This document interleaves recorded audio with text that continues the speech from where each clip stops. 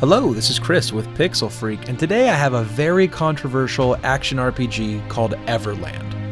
So this game has been out now for about 48 hours, and this is already my second review. Why? Because the developer has already updated the game, bringing massive changes. Part of my concern in my initial review, which I recommended not buying it then, was that I wasn't sure if the developer would really commit to the game, which is lacking a lot of little details. Not only that, but the controls were pretty horrid. Well, the control problem is now fixed, and though they're not exactly exceptional, they're at least passable. Not only that, but I have a more optimistic attitude that the developer is actually going to commit to this game and fix some of those little details that the game really needs to be that awesome experience. While you might not be completely thrilled with your experience with Everland, it's still an enjoyable game and worth the $250 that it's currently on sale for.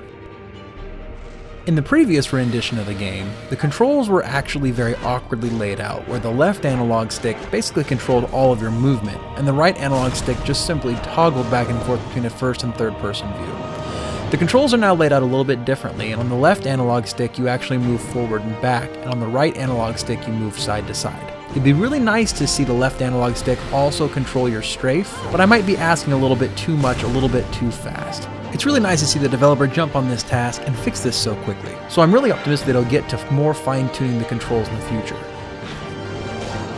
Aside from the controls, the combat is actually pretty solid. You have an attack button, a defense button, and a magic button.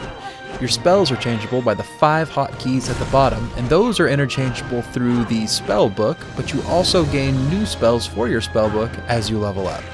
Leveling up is done by gaining experience points through killing enemies, and you actually find experience points in treasure chests.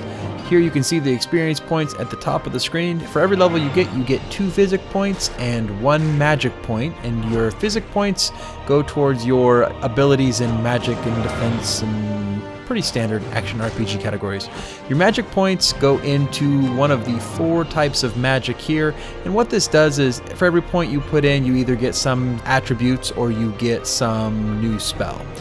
This is kind of a simplified skill tree that we're used to from a lot of other RPG games. Some of the more conflicting little details were just numerous superficial little things. For instance, some of the dialogue in the game happens against a black background, and the text is just a simple green. Some of those little things like that could actually be spruced up by using a different type of font. The intro of the game is a little bit plain, and it could actually use maybe some red dialogue or something along those lines. The skills could actually use a little bit more polishing, perhaps in the book, but the tree overall looks a little bit plain, almost. Though they're small changes, this lack of polish actually holds Everland back from being a really great game, which I feel it could be. What Everland does well, it does great.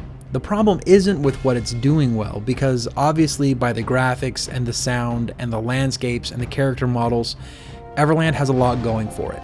But what's missing is some of the details and some of the finer points of the gameplay that make it not quite that great hit that it really could be. Despite some of the bumps and bruises that Everland has in some of the minor details, this game is worth its $2.50 sale price. And while it still is a little bit rough around the edges, it may turn into something great with the amount of support the developer is willing to give it. There still is a decent amount of work to be done, but there's also a lot of fun to be had by playing this game. Check out our link to Everland in the video description. Make sure to like this video and subscribe to our channel. And until next time, this has been Chris with Pixel Freak.